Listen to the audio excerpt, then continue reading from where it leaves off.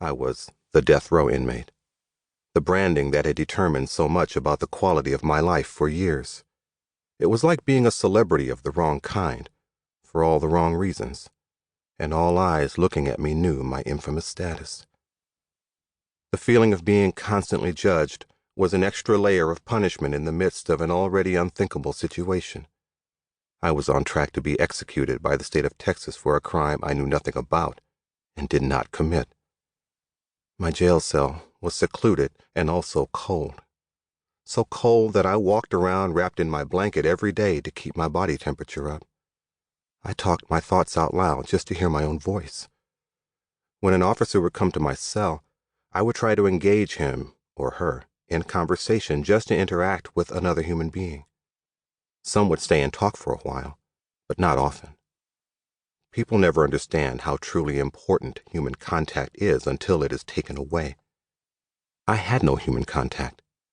The windows had blinds on them from the outside so that I couldn't look out into the hallway, but someone in the hallway could open the blinds at any time and look in at me. A toilet and shower sat behind a spare metal partition, giving the illusion of privacy. But it was only an illusion. I felt like a creature on display. That is something that is taken for granted on the outside, the expectation of being treated decently. Of the two sets of steel bunk beds up against the back wall, the bed at the bottom right was the only one covered with a thin plastic mattress. They didn't use pillows, so I ended up balling my clothes and sleeping with them under my head instead. A payphone hung along the side of the wall beside the seatless toilet bowl. I could use the phone to make collect calls to my family, but the calls were exorbitantly expensive. The color of the cell was light gray with food stains and small graffiti covering the walls. The whole place smelled mildewy and just plain foul. A television sat on top of a stand that was mounted on the wall. I could watch the local news and shows that came on the basic channels. Silence had become my worst enemy. I was only existing in life, waiting for my fate to be determined by other people. There was nothing to do, no obvious way to become engaged in anything. The hours of nothing interrupted by a monotonous routine can literally drive a man insane. I was desperate for human contact. I needed help and to feel the power of being connected to something larger than myself. That was the danger I had sensed from the very beginning. Not the physical kind. This was mental.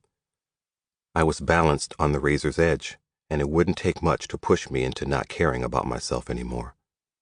I knew that if that happened, I would simply be killed by the state, my life eliminated before I had the chance to grow into a person with something to contribute to the world. I hadn't quite discovered that self yet. I didn't want to die before I had the chance. In order to survive, I distracted myself from my immediate surroundings by withdrawing inward, which is not my normal disposition. But then, these were unusual times. By going inside myself, I escaped the smell, the awful toneless grays encircling me, the chill of the steel, the lack of humanity. I learned to be a community of one. I could only control the tiniest elements of my existence, and so I turned to letter writing as a way to lift the suffocating walls of isolation, one bit of communication at a time. The metal table was bolted to the concrete floor with steel benches on either side, and seated on one of these benches is where I found myself most of the day. I wrote countless letters at this table. I wrote letters to family, friends, and my attorneys. I wrote to remind people that I needed their help in saving my life. I had developed relationships with people as far away as Paris, Switzerland, Germany, Sweden, Africa, and Norway. These people had written to me while I was on death row, and some had even come to visit me.